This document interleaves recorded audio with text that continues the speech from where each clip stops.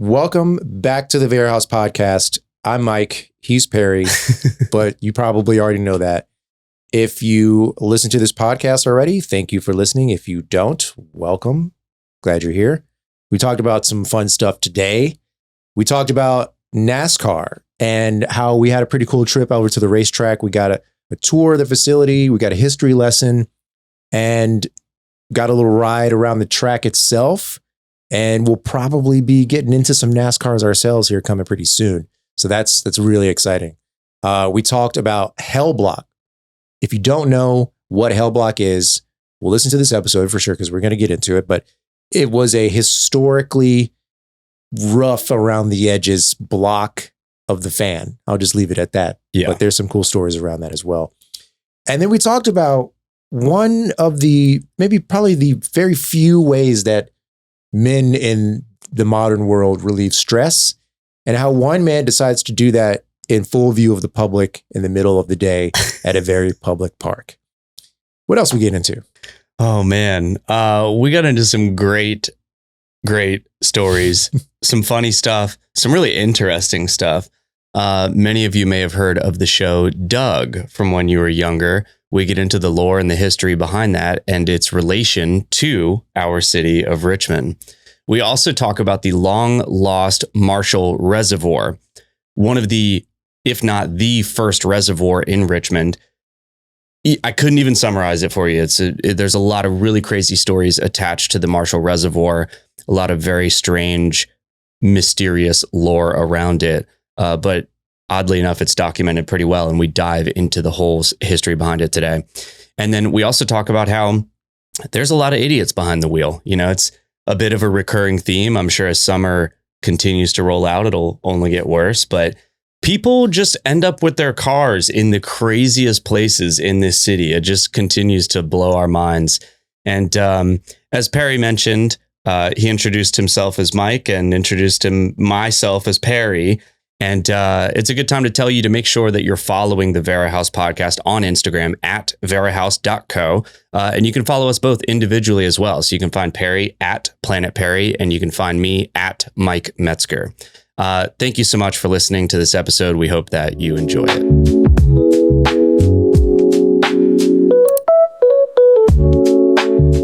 It's been a little while since we've chitted and chatted and talked about normal, everyday, exceptionally specific things that happen in Richmond. That's true. That's true. Well, it was your birthday. It was my 41st birthday. Birth with a FF. Yep. Cause for celebration. Yeah. And a much needed break away from the microphone. You know, these hot, sweaty days in the studio of long, hard work. Oh yeah. I mean, we're really just grinding it out over here. So that's right. It was nice to get some PTO, from the studio. Got a little rest day in. My birthday was on a Monday, so I got to hang out on Sunday, which was actually my mom's birthday. Nice. So May 31st is her birthday and June 1st is mine. Went out to the lily pad for her birthday. Oh, I saw a picture of that. Yeah, that was great. Yeah. I hadn't been out there in a while, and it was kind of like a last minute decision to go. I know she likes to be by the water and likes to be outside. So we cruised on out there, and, it was a little bit of a wait, but wasn't too bad. You get a couple apps, a couple little drinks, then you get seated. And it was one of those, the perfect before it gets too hot summer days where it's like a little cool in the shade, zero humidity, and like kind of warm in the sun. It was great. Yeah. Yeah. That's awesome, man. Well, happy birthday to Mama Young, and happy birthday to you, dude. Thank you. Thank you. Yeah. It was hot out on the track this morning. It was.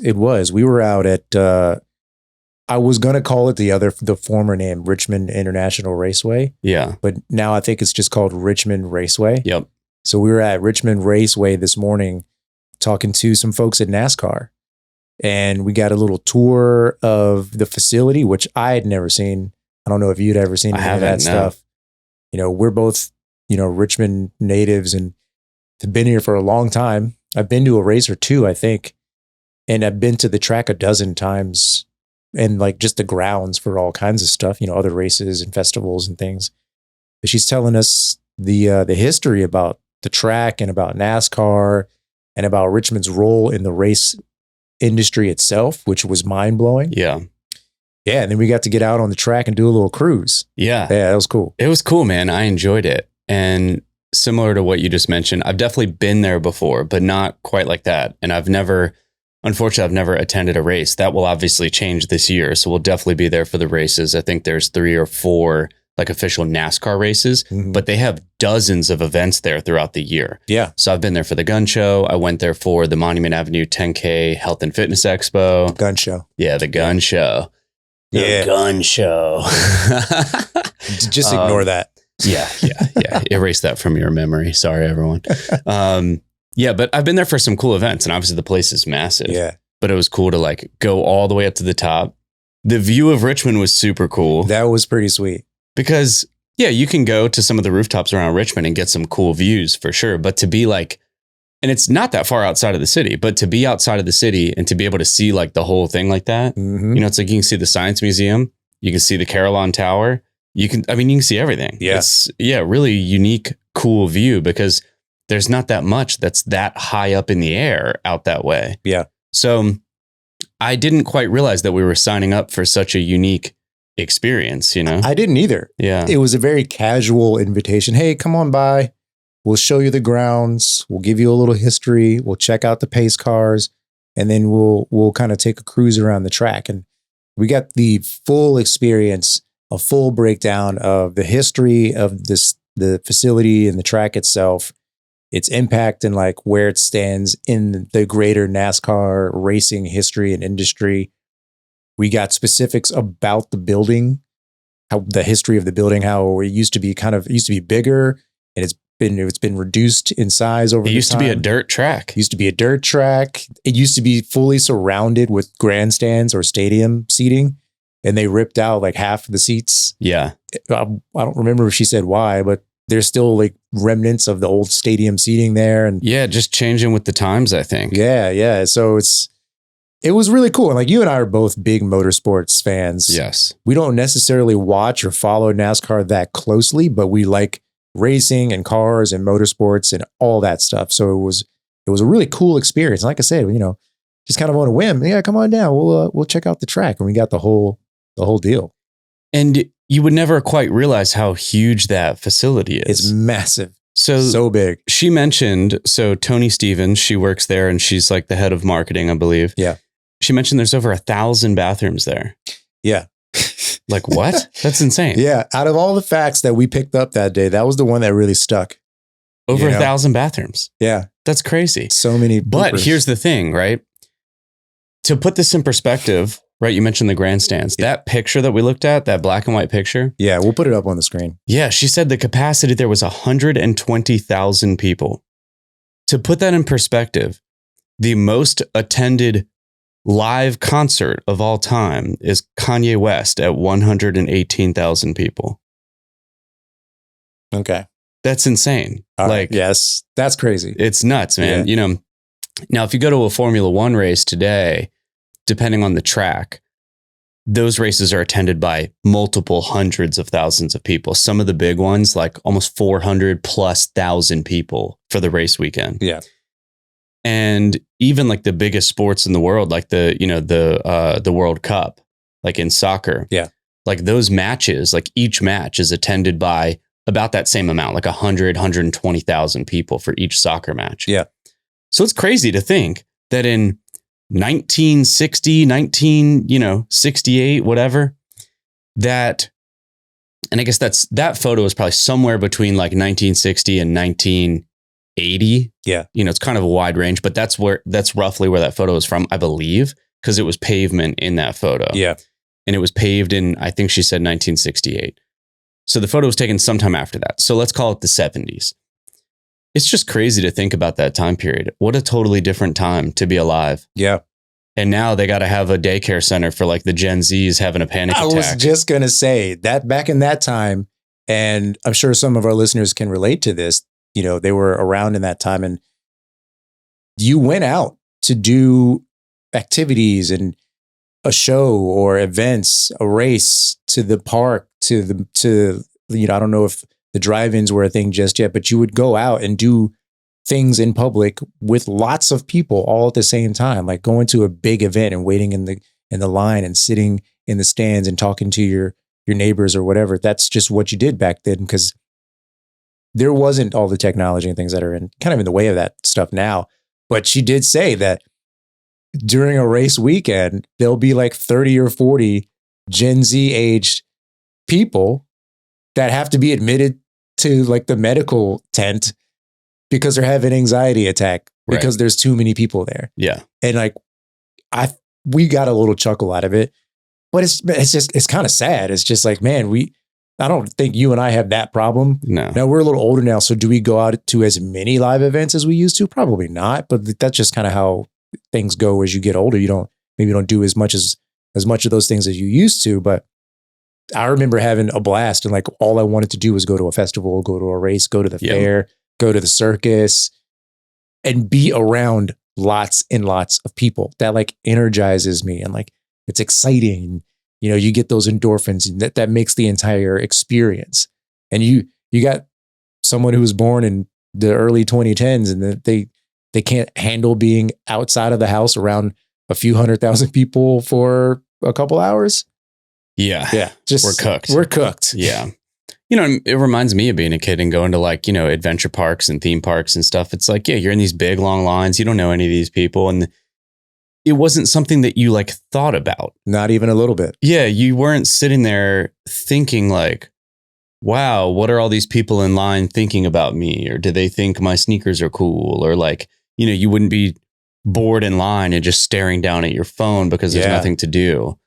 And it is. It's a shame. We talked about it on one of the recent episodes where we talked about like just simply saying hello to people, you know, and it is a shame, man. Not good. But Richmond Raceway has some really cool history. It was fun to take a few laps around the track. Yeah. I was blown away by the grade of the track. The embankments. Yeah, how steep it was. She said it was like 14 to 18 degrees. 18, and I think we got out on the 14 degree turn. And she parked the car on like the highest part of the curve and told us to get out. And like we got out on the side where you have to like push up against gravity and like almost like climb out of the car. And it was pretty sweet. Yeah. It was a cool experience to like see how that like those high embankments, just the physics of it. Like, and then, you know, you and I are both motorsports heads. So I'm thinking like, all right, so you got to be kind of going at this speed, and the tires got to be this type of compound to handle that speed, and like to stick on the corner, you have to actually be going fast. You shouldn't slow down because you need the centrifugal force, because all that stuff.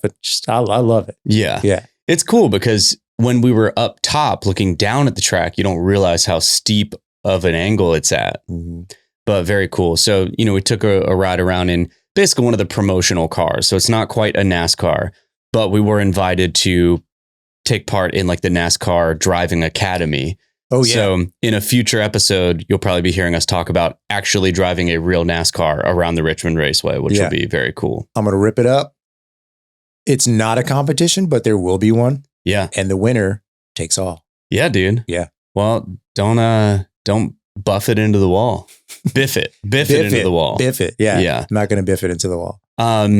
So officially our signatures are on the start-finish line, the checkerboard start-finish line of the Richmond Raceway. Vera House and both Myke and I's signature are stamped in the pavement at the checkered finish and start line at Richmond Raceway. Yeah. And this isn't like a paid promotion or anything. They invited us out to come check it out. We had an awesome day. It's a beautiful day to be out there. Yeah. And so super grateful to them for inviting us out.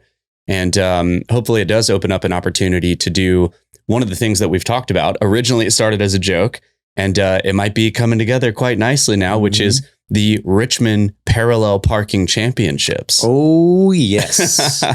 So, stay tuned because we'll have some updated details. And depending on, when you're listening to this episode, there may be some information in the description of this video. But that'll be a lot of fun. All I can say is if you don't think you're good at parallel parking, maybe, brush up on the skills a little bit. Yeah. If you think you're good, bring it. Yeah. Come on. And if you're really bad, come prove it. Yeah. 100%. Show us how bad you are. Yeah. Because I know you can probably attest to this. I've been in cars with people who they have like parking anxiety. Yeah. They're like nervous about it. And like, they don't want you to pay attention. Like, don't look at me while I park. I'm really bad at this. And the cars in there like perpendicular to the other two cars. And the space is big enough for 3 and they still can't figure it out. They're the people that if you're cruising down Main Street and you see someone trying to park, there's like 5 cars behind them and they're like holding up traffic for more than 5 minutes. Yeah. It's those folks. Dude, I come from a long bloodline of New Yorkers, so I can't relate, dude. Can't relate. I don't come from a long bloodline of New Yorkers, but I come from a long bloodline of people who like to drive. And they like to drive in the city. They like to drive and park their cars. Yeah. So it was instilled in me at a young squire at age of 2.5 years old, where I learned how to parallel park. Young Perri, the young hedge knight, learning how to parallel park. That's how I got my seal, was parallel parking. Can you relate to this? Did you see this? Oh yeah, this guy parallel parked in the canal. Yeah. And I know, man, there's been at the very least a little mini rant on like the past 3 or 4 episodes about crazy drivers. Yeah. And I shit you not, the next day I'm on Instagram and I'm like, that's crazy. Yeah. I saw that. I think 5 or 6 people sent me that clip. And I just looked at it. It's to the point now where, I see it in public. So I'm not that I'm looking for it, but I kind of am looking for people just being bad at driving. I see that and I'm like, yeah. I'm not even a little bit surprised. It's crazy, right? It makes you wonder, like, is this the Bader-Meinhof effect where like you talk about something and now you see it everywhere? And now I'm just seeing Jeeps in the river and pickup trucks in the government building and like everybody's driving off the road. Yeah. Or is this just really getting out of control? I think it's getting worse, man. It has to be. I think it's getting worse. Just like the increase of like weird, like unnecessarily chaotic traffic issues is just skyrocketing. I mean, I've never, and I might get some flack for this, I've never thought about Virginia as a place where like the drivers are really, really bad. Because you go to other places, dude, and it's rough. Like crazy. Now, one thing that people do in Virginia that is terrible is they just like sit in the left lane. Yeah. And that drives me nuts. But they're not like, I don't know, dude, this is kind of nuts. I know exactly where this is. Yeah. My guess is that this person was in the parking lot and just put it in drive and thinking they were in reverse and just floored it right out of the parking lot into what a crazy ride that must have been. Look how far down that is. Yeah. Man. That is almost a story. So almost the like first to second floor in a house, down a decline. Then there's the platform, like the bank where the canal is, and then into the canal. I have so many questions when I see stuff like this. Yeah. Like how are you in so little control of your car that it makes it all the way there?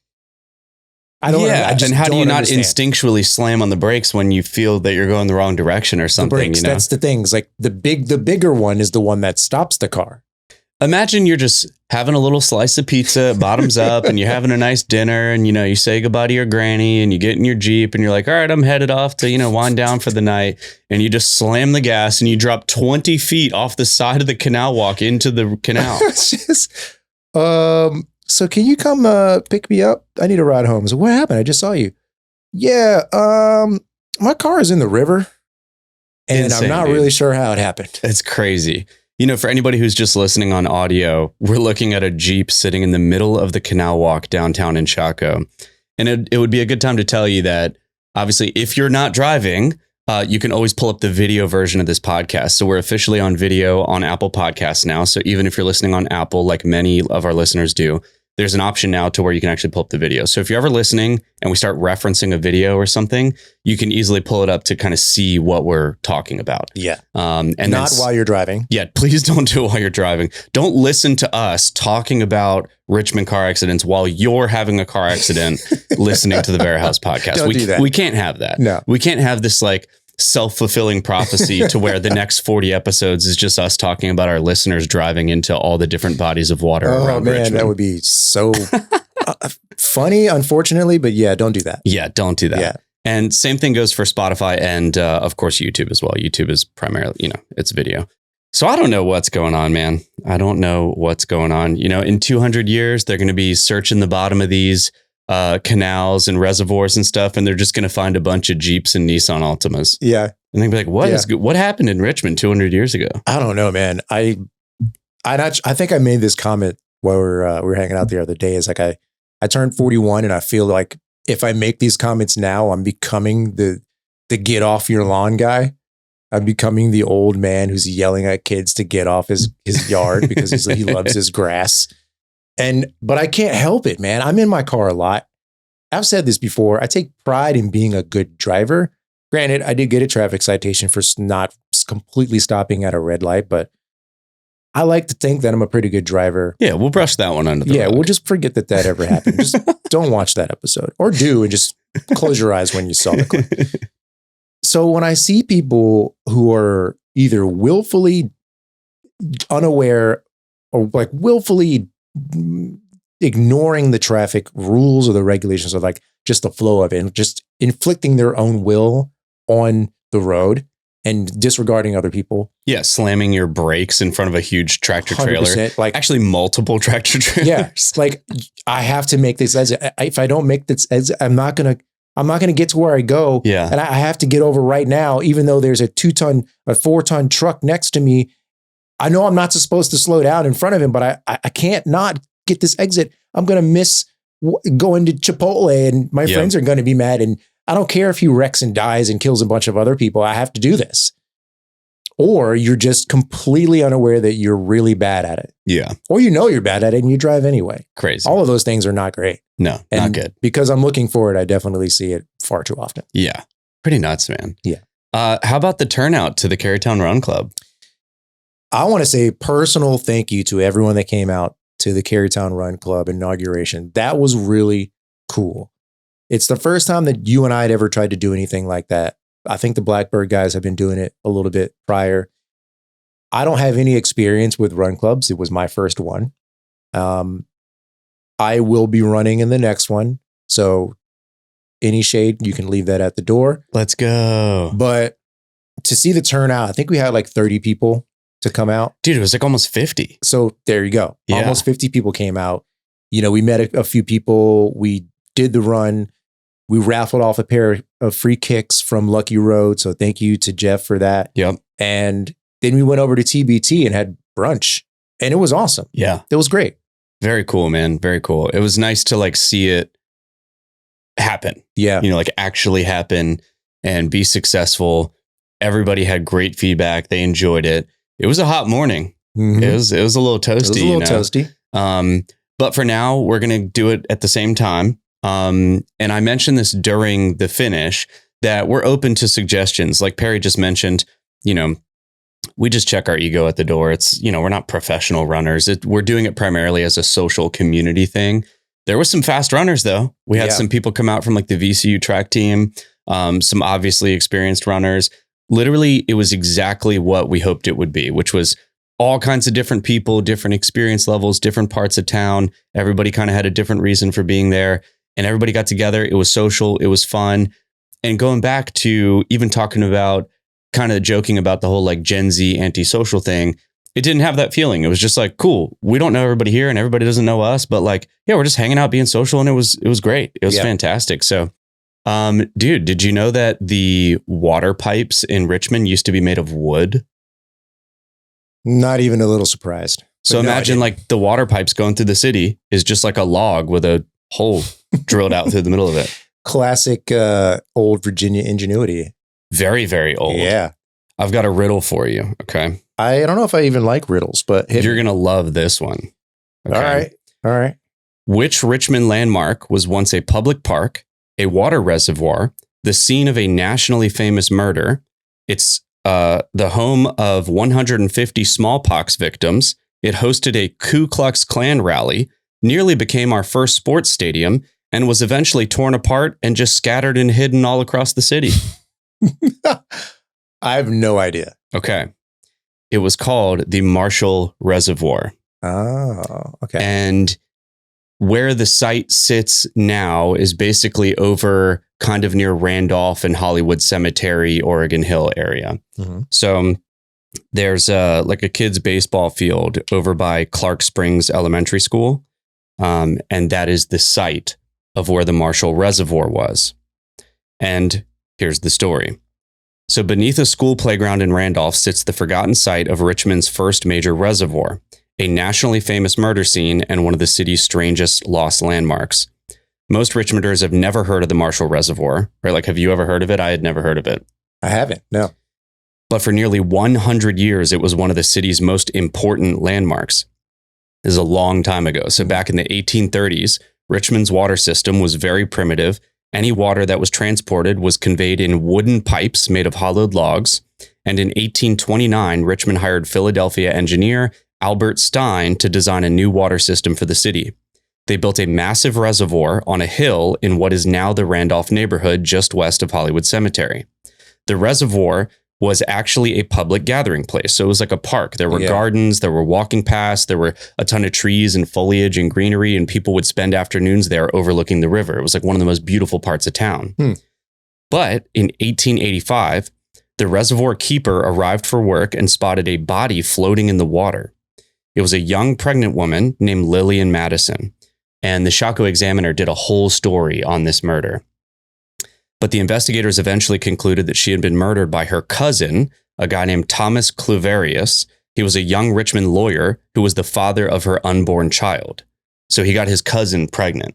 Whoa. And then killed her and threw her into the Marshall Reservoir. What? Pretty crazy. It became like huge national news. It was in like all the newspapers all across the country because, of course, there was no television. Yeah. And it was one of Richmond's most notorious murder trials. So that prompted them to like clean and clear the reservoir and all this other crazy stuff. And it uncovered all this other stuff, right? Now, after that happened, it was also the site of like a smallpox hospital and cemetery where they buried 150 smallpox victims. Okay. Those bodies, like no one knows whatever happened to them. Yeah. They're no longer there. No one knows like what the city moved or something. And no one knows what the city did with them because they were smallpox bodies. Yeah. It was never documented. It was like under the table, a little hush hush. Richmond is so sketchy, man. It's crazy. God. Well, on August 27th, 1927, Richmond Clan Number 1, the Knights of the Ku Klux Klan, held their initiatory ceremony in the drained reservoir. All right, buddy. Right next to that was where the smallpox hospital was. And so they had a dead house there for the victims that were awaiting burial. And then the cemetery where they were buried. One newspaper described it as one of the loneliest places in Richmond. The cemetery is mentioned in the newspaper as late as 1953. So that was the last time that like this area was really referenced to in the same way that it used to be. Yeah. So after the 50s, they kind of were like, all right, let's just not talk about this anymore. Yeah. And there's really no clue as to like what was done with the bodies of the smallpox victims or where they are in Richmond. Now, during the 1900s, the reservoir started aging and it was leaking, and Richmond had already built the much larger reservoir, which is now Bird Park. So then the Marshall Reservoir started to become obsolete. It was drained and removed entirely from the water system in 1923. Right? Mm-hmm. There were proposals to turn the old reservoir into a stadium by using its giant walls as seating. Yeah. So that's what they were going to do with it and turn it into like Richmond's first real stadium. Yeah. That never happened. Instead, the entire structure was demolished during the Great Depression in 1934. So that's also when they stopped construction on the Carytown, like a reflection pool and all that other stuff. So there's a lot of weird construction going on during that time. So the dirt from the massive 20-foot walls of the Marshall Reservoir was hauled away, and it was used all over the city. So it's like, who knows if that has the bodies of these smallpox victims in it? Man. Oh, the like foundation of some of these buildings could have like little bones in it. Yeah, it That's definitely wild. could. So this dirt was used to fill Shields Lake. Okay. Over by Maymont. Yeah. And around Bird Park. It was taken to the Riverview Cemetery for grading. And the rest of it was hauled to Monroe Park by VCU. Okay. And that's where the rest of it is. Spooky. And today, nobody realizes that they're standing on top of this, which is like all over the place, right? So the site of Marshall Reservoir is now the ball field. It's the little baseball field for the kids at Clark Springs Elementary School. The walls are gone, the streets were realigned, and almost every physical trace of this thing has disappeared, except for like one oak tree. It's like the last thing left. Yeah. And so like the lore is, man, I wonder what that oak tree saw. Yeah, man, I say it's crazy, but I feel like at this point, we've come across so many of these stories. This is just what you did back then, or what people did back then, was try and cover up something by turning it into a stadium or turning it into a park or dismantling it and not telling anybody the entire truth, or telling parts of the truth to one organization and the other part to someone else, and then doing something different than both of those things. Yeah. Sketchy, bro. Like Richmond is sketchy, man. It is. It's crazy. But it also, I think it speaks to like, it's history, dude. Yeah. It's history, and like, it speaks to a different time when things were very different, and it's not to make an excuse for any of those things, but it's just a different world, man. It's a totally different universe than how we think about life today. It really is, man. Yeah, that reminds me of posts I saw on Reddit. Yeah. Speaking of a different time, do you remember Hell Block?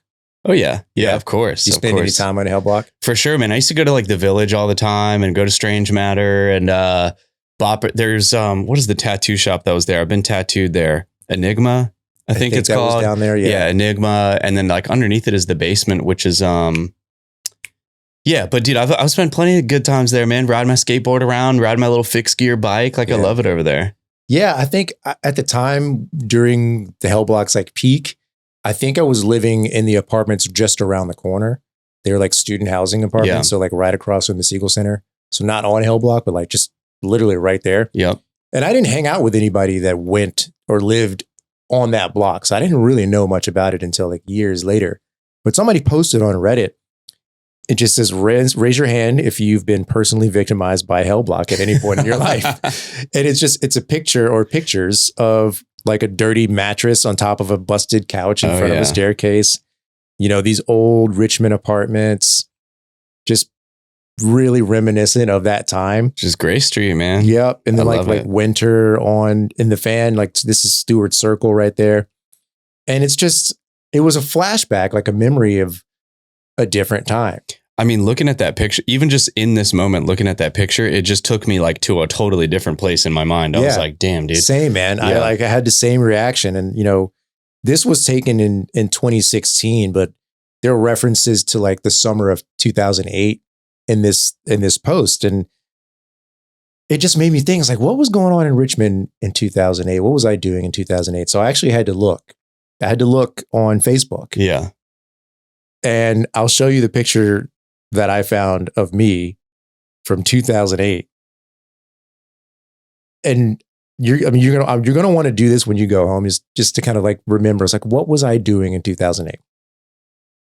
Bro, breakdancing at Have a Nice Day Cafe. Let's go, dude! I got kicked out of there.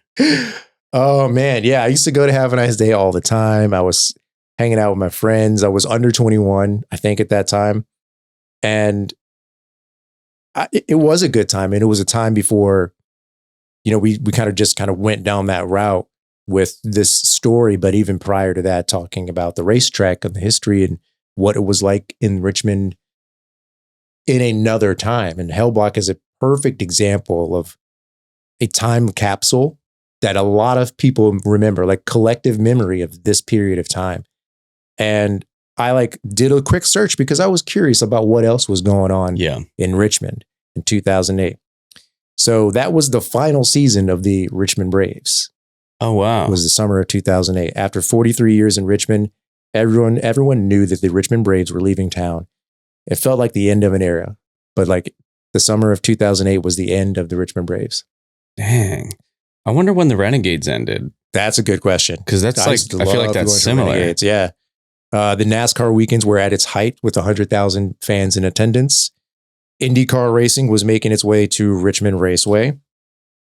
Obama mania hits Richmond. Everybody was losing their mind over Obama's election. I was one of those people. And so I do kind of remember where it happened. And then you would run into your friends in the street and say, hey man, hey, how you doing? Did you hear the good news? Yeah. It was one of those, like, these things just kind of swept through the city. Yeah. Friday Cheers was big. VCU was growing and taking over lots of that area where it is now essentially downtown is mainly VCU. It's spread all through all parts of the downtown district. A lot of those buildings are now owned by VCU. Yeah. Canal Club was like the place to be for shows. Oh yeah. Canal Club was jumping back then. I mean, dude, Canal Club is they still put on some bangers, man. They like do. Canal Club is still kicking it, dude. Yeah. Yeah. And I'm actually like, I'm glad that they're like the dark horse that like kept going. Yeah.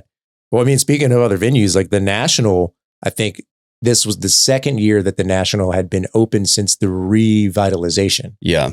And I remember going to a show. I didn't look it up, but I think MGMT played their first show at the National. Wow. In like that era, like the first or second year after the revamp. And I went. It was my first show, first concert, first time at the National, first time seeing MGMT. Never even heard of them. Yeah. And this was right before they like exploded and became like mega huge. And it just goes on to say that Scott's Addition was mostly a warehouse district. Yeah. Oh, it There's absolutely nothing was. over there. Nothing.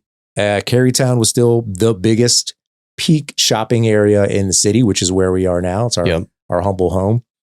And Manchester was pretty rough around the edges. Very much so, You dude. did not go to Southside. We just called it Southside at that time. I lived in Southside at that time. Yeah. I lived on Warwick Road, dude, over by Southside Plaza. Sketchy, Dude, I got held up 4 times living over there. Sorry, man. That's a lot. That's all right. crazy. Yeah. Yeah. I didn't go to by that the part of kids, town. by the kids in the neighborhood. They were younger than me. Yeah. Like they were younger than me. And I was pretty young living there. I was 19. Me and my buddy Cash, we would walk over to the Valero and get like a 6-pack of PBR. Valero. That was all we got. It's actually a pretty funny story. And we were walking back to the house that we were renting, and we come back to walk on our own street, and the car in the cul-de-sac turns its lights on, pulls up and parks in front of us, points a shotgun at us out of the window and says like, give us all your shit. And we don't even have anything, dude. We're like 19-year-old kids. Yeah. And my buddy had his wallet and and his phone. I didn't bring anything with me because we were just walking across the street. So luckily I didn't have anything except for this 6-pack of PBR. Yep. And I went to I was like, here. And they looked at the PBR. They were like, we don't want that nasty shit, man. And I was like, dang, they don't even want what I've got. And they took my buddy's phone and wallet and peaced out. Yeah, man. That's exactly what it was like in Southside. Different times. Yeah, different time, man. It's kind of like you reminisce and you have these memories, even if they're like not so great, but it's still nostalgic in a good way. You're like, oh man, I remember how bad things were and like how rough my life was or whatever. But it is also like, I remember like hanging out with friends and going break dancing at the club and, driving for the first time, like getting my first car and going around being free and driving around town and working at Circuit City and like saving up all my money so I could go to the hookah bar and learn how to DJ and all that kind of stuff. But yeah, I saw those photos like, oh man, flashbacks. You want to know, there's an entire show dedicated to that feeling in Richmond. Really? Yeah, it's called Doug. Yeah. I loved Doug. Yeah. I watched it religiously and I didn't know that it was a Richmond based show. Yeah. Doug Funny, dude. Patty Mayonnaise. Yeah. What was his best friend? Skeeter, the blue guy. The blue guy. Yeah. He was black. Yeah. But he was blue in the cartoon. Yeah. Yeah. And I mean, dude, it is pretty crazy because I remember watching that show as a kid and you would have never really known. Yeah. Because they didn't go out of their way to say like, this is Richmond, It's pretty cool. Like it was one of the original 3 Nick tunes. Mm-hmm. So it was Doug. And can you guess what the other 2 were? Are You Afraid of the Dark? No, that's not a cartoon. No, think of like the animated cartoons when we were super young. Rats. Yep. That's the second one. Okay. What do you think the third one is? Wasn't All Real Monsters? Wasn't that one? That's a good guess, though. Yeah. My guess was Rocket Power, but it's Ren and Stimpy. Ren and Stimpy. Yeah. Loved that show. Yeah. It was so inappropriate for kids. Yeah. But your parents never knew because they weren't home when you were watching it. if you had kids around elementary school age in 2008, and they watched this show and you haven't seen it as an adult, go and look up a clip. It will blow your mind. Seriously. It was the most insane animated show to ever be like released on TV. It was. It was a weird show. Yes, it was like a pig and a dog, or like whatever like whatever Stimpy's character, whatever that was. Thing is. Yeah, maybe it was just two dogs. I don't know. But they like had their own life when the parents or when the adults were gone. Yeah, yeah. Those three shows are what launched Nickelodeon into the stratosphere. It was like 1991. Yeah, man. Isn't that crazy to think about, man? The Nickelodeon cartoon Doug was created by Jim Jenkins, who was born and raised in Richmond. Specifically, he lived in Lakeside. Yeah. And everyone remembers Patty Mayonnaise, right? Mm-hmm. And some of the, like a Skeeter and all that. But she wasn't just a character. Like, she was a real person. So she was a crush that young Jim never got over. That makes sense. Yes. Yeah. And he wrote her into the story. Yeah. And before the show premiered, he contacted like many of the real people who inspired the characters in the show to give them a heads up that like they were about to become cartoon characters on Nickelodeon. Yeah, that's so cool though. It's pretty nuts, man. Yeah. Like for millions of kids in the 90s, the fictional town of Bluffington from the show felt like a real place because it is one. It is Richmond. It is just simply filtered through the childhood memories of this guy, Jim Jenkins. And he actually worked at Nickelodeon. Like previous to launching the show. So he was already like an animator and worked there. And so although the fictional town of Bluffington was never like officially titled as Richmond, you know, it didn't say that in the show. They didn't call it Richmond in the show. But Jim Jenkins repeatedly said that the show was inspired by his childhood growing up in Virginia, and that much of Bluffington in the show was modeled after Richmond and also Henrico.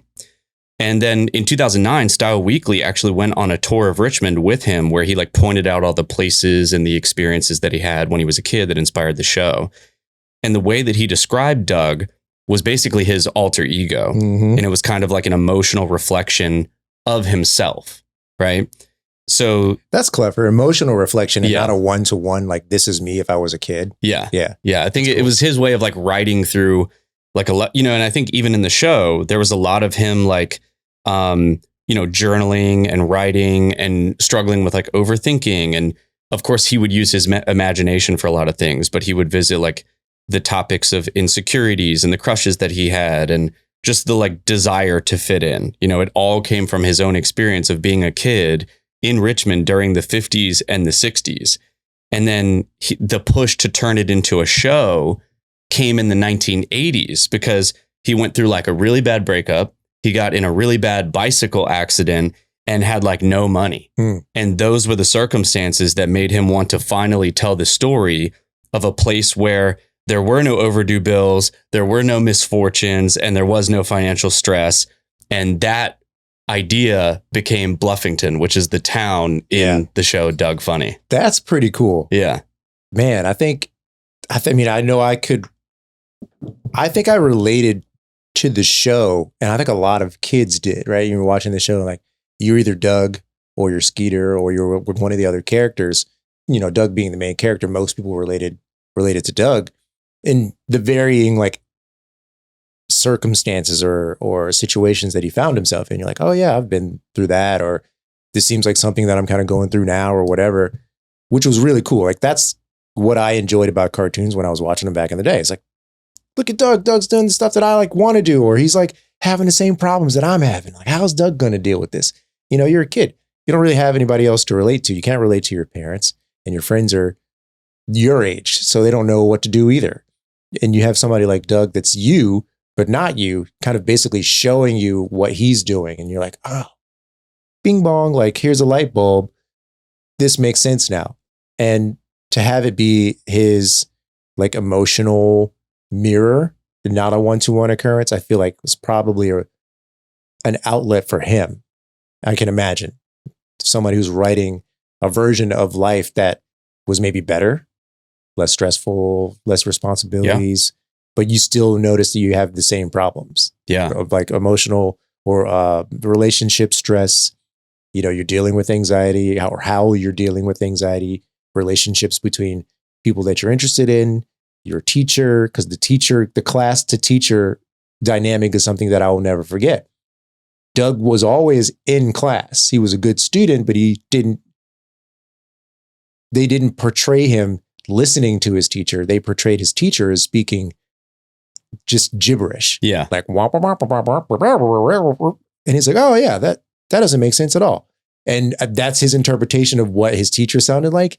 I can relate to that. Yeah. Because I'd be listening to my teacher talk. I'm like, I have no idea what she's saying. I don't understand any of this. This just doesn't make sense.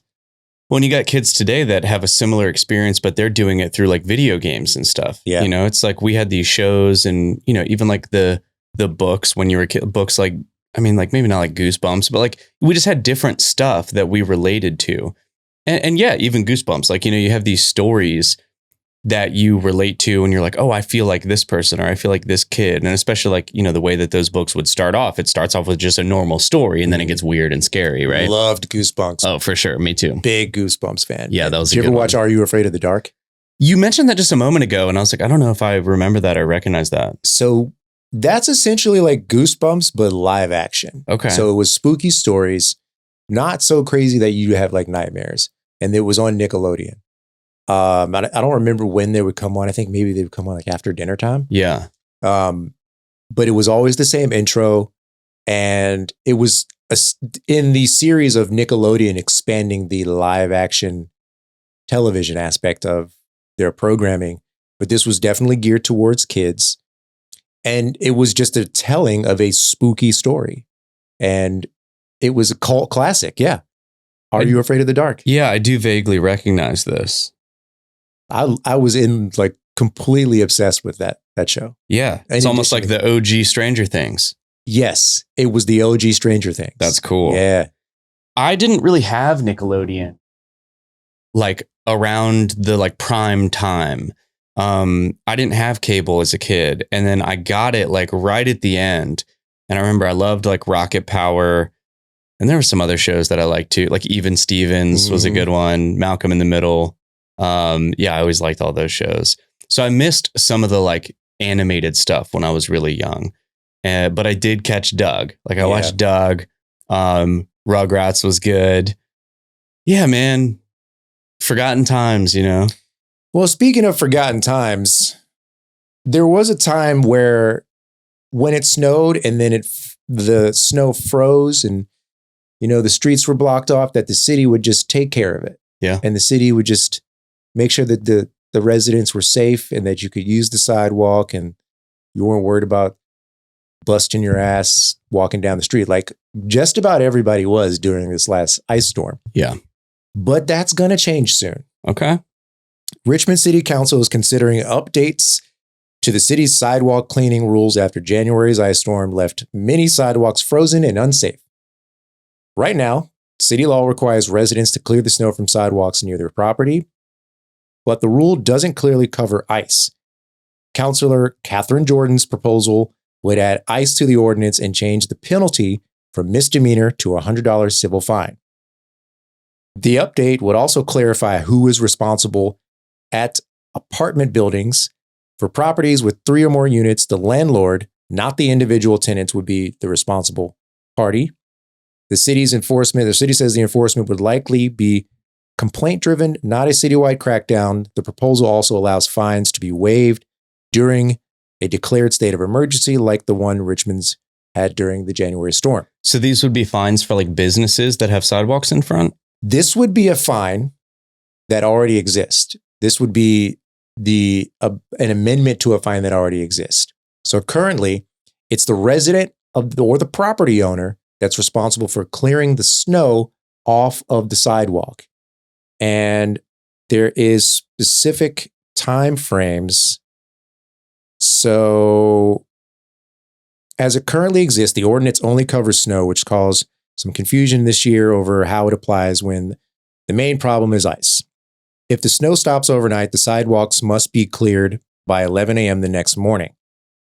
The law doesn't appear to have been strictly enforced. It says every occupant of property next to a paved sidewalk has a duty to clear the snow from the sidewalk within 6 hours after snow stops falling.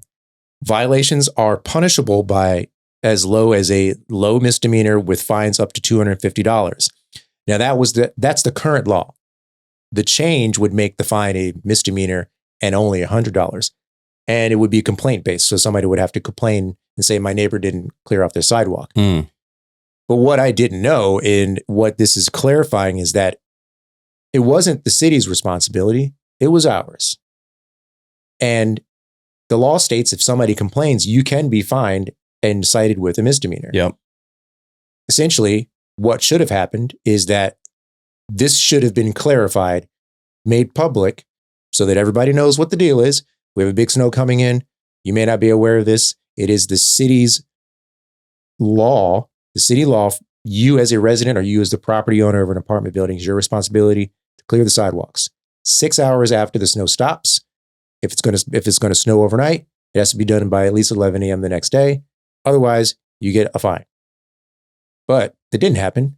Nobody knew about it. So nobody cleared the sidewalks because they thought the city was going to do it. Yeah. Us included. We were both like, why didn't the city come and do this? Why is this such a problem still? Well, yeah, when you put it that way, I suppose it makes sense because snow is one thing, ice is one thing. We still have the same problem even when it's scorching outside because the issue is the weeds grow through the sidewalks, right? And I do understand that it's the homeowner's responsibility to keep the sidewalk unobstructed. You can't park on the sidewalk. You can't put a permanent installation on the sidewalk and whatever, right? But then these weeds grow through and you literally have like plants and stuff growing out of the sidewalk. Yeah. So basically what we're saying is, okay, whether it's ice, whether it's weeds growing through it, you have to maintain the sidewalk. If you don't, and it's a sidewalk on your property, you can be fined for that. But here's my question, right? Don't let me live to see the day where the city is closing out my support tickets on RVA 311 where I complain about this exact thing. So tell me that this same city is going to fine me for not cleaning my sidewalk when they don't clean their sidewalks. So it's like... it's just like, what's happening here? Yeah, dude, it drives me nuts. It's a clown car. What's happening? It's crazy. And I don't, we could go down this road so far. And I get it. Like the city's got a million things going on, but it's like, that's their job, and they care so much about Richmond tourism and like growing the city, which I do think they are doing a good job of, like the renovation of Browns Island and all the stuff that we talk about on this podcast. Yeah. I think it's, for the most part, 80% of it is like pretty exciting. It's pretty cool. Like we talked about Carmax Park, Browns Island, like all this cool stuff. There's cool events happening. There's all this cool, fun community stuff. But it's like, bro, we can't like send somebody out to like clean the weeds off the sidewalk because it looks so bad, man. It looks like trash. I hate it. It looks bad. It just brings down, like, obviously, no pun intended, but the curb appeal. It doesn't look inviting. It can be a hazard. Yeah. Well, so I submitted this request on September 2nd of 2025. They sent somebody out on May 8th of 2026. So a cool, like 9 months later to take a look. Yeah. And the field engineer left a wonderful comment. It says, I inspected this location on May 7th, 2026. There's no issue with the curb or the gutter at this location. I was like, dude. Tight. I literally said, really cool. I said, there's a massive amount of overgrowth, grass, and weeds that are taking over the walkways and the curbs in this entire area. And I put a side note. Also, please fix your upload process. When uploading images, it force crops them into a square. In addition, the 311 instructions mention, please use the alternate request links below. However, there are no links. Just a little feedback. Yeah, and it's like, I'm in the world of tech and websites and software and support tickets. So like, I get it. But at the same time, I'm like, dude, fix this stuff, man. Like, this is not hard to fix, It's not. And it just cracks me up that we're sitting here talking about like ice and snow. I submitted this in September, which is basically the end of summer, beginning of fall, where there's weeds everywhere. And they didn't even get to the ticket until May of this year when the weeds had actually finally grown back. So it's like, I submitted a ticket about the old weeds. You didn't even get to them until the new weeds came back. Yeah. And the whole season had changed. Like we almost made it all the way back around full circle. Yeah. And now I do think the RVA 311 app is great. Anybody who lives here should download it and you should use it.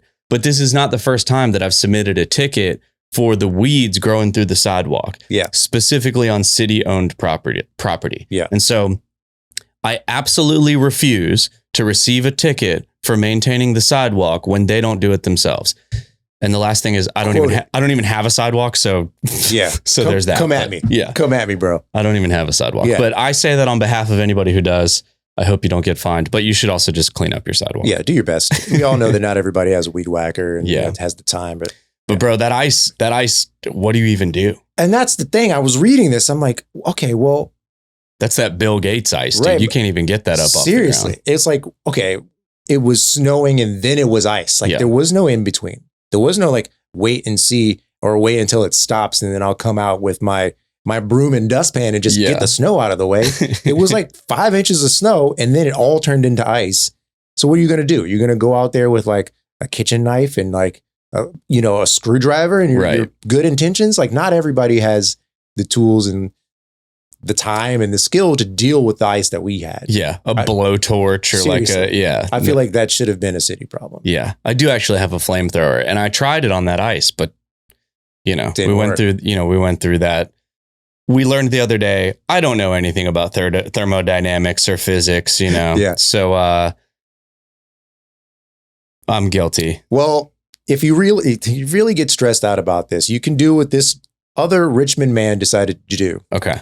Naked man masturbating in Forest Hill Park. Yeah, that sounds like a solution, to be honest. It does. For a lot of things, that'll get you right.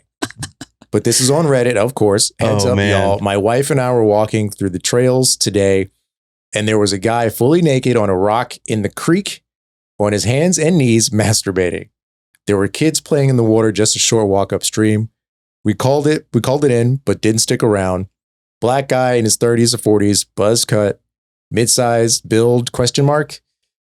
I didn't look for more details. Okay, dude. On your hands and knees, though? That's what most of the question or most of the comments are like really zeroing in on. Is like, if I'm playing solo, I want to be comfortable, damn it. I mean, yeah. Whoa. Oh, I mean, you got to really have like nothing going on. Really? Like how else is you supposed to? I'm not going to read this one. This is look. This is for the subscription listeners, which will be launching later 2026, but this is a PG show, so I'm not going to read this comment. But they're just cracking it up. It's like, I think the kids call that solitaire these days. Yeah. I mean, dude, like what is going on? Like you really got to have nothing going on. I mean, you're like, oh, I'm just going to go on. And I mean, what truly is probably going on is that person is not right. Not right. Probably houseless. Maybe houseless. I'm not going to assume. Where else are you going to do it? Creek sounds like a great place. Fully naked is bold. He was completely undressed, hands and knees, going to town, bro, in the creek. Jungle man status, just like Black Tarzan, just getting it done. That is insane. Yeah, that is crazy. Yeah, I mean, not that I'm advocating to go find a secret place in the woods to handle your business or whatever. Maybe he's got a full house and he can't do it at home. Yeah, it's like, bro, Forest Hill Park. Like, come on, dude. Like, walk down to some random. I mean, what is, dude? That's crazy, man. That is crazy. Yeah. That is not good. What's your day like? What's going on, man? You go to the store, or you grab a bottle of water, maybe a banana. You start off, you're in Maymont, you make your way over to Forest Hill, and you're like, that seems like a good enough spot. Full nude, just going on, just getting a crank on. Middle of the day. Yeah. Kids around and everything. That is insane, dude. Yeah. And like, yeah, you clearly had an idea and a plan of what you were trying to accomplish. Clearly. I don't know if that's like this seems like a good spot. I think that's like a premeditated, this is the day. Yeah. Yeah. Well, I guess the overarching theme is that for hundreds of years, Richmond has been and will continue to be a very, very strange place. This podcast was recorded at Vera House Studios in Richmond, Virginia, and produced by Perri Young and Myke Metzger.